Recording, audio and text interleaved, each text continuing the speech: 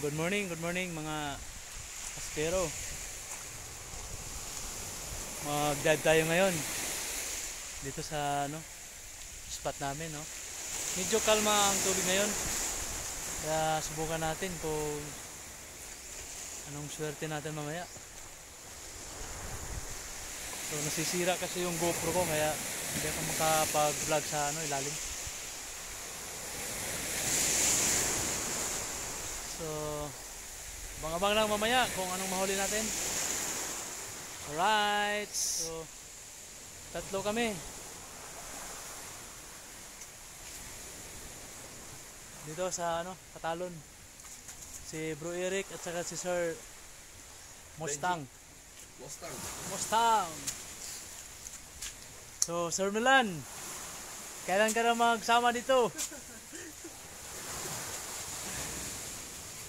So prepare muna kami and then dive.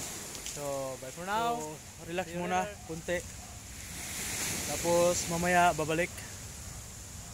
Sobrang sayang yung giant trevally. Estimated nasa 15 above. Hindi ko na tamaan kasi dito sa likuran ko dumaan. Paglingon ko, andyan na. Tapos yung tinutukan ko siya, malapit naman. Kaso lang yung pagkalabit ko, bumalik. Naka-timing talaga siya na nakabalik siya eh. Yung ulo niya hindi natamaan. Sayang, sobrang sayang talaga, napakalaki.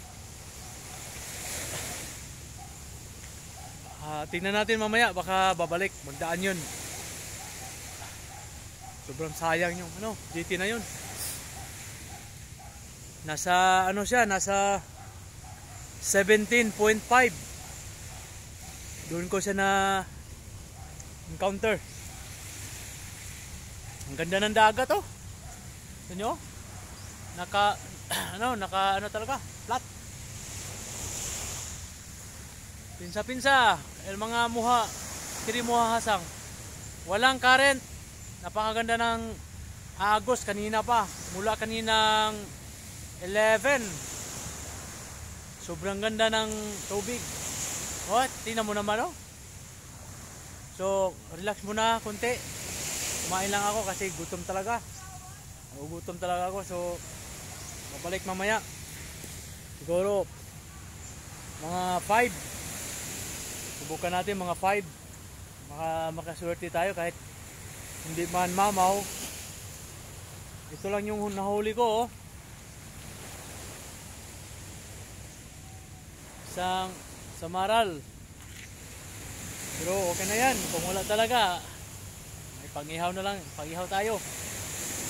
Pero sayang talaga yung GT na yun. Grabe, laki. Sobrang laki talaga. Hindi na naman ako makatulog nito mamaya. So abangan nyo mamaya dahil lulusong tayo ulit. So tingnan natin kung anong mahuli natin. Right.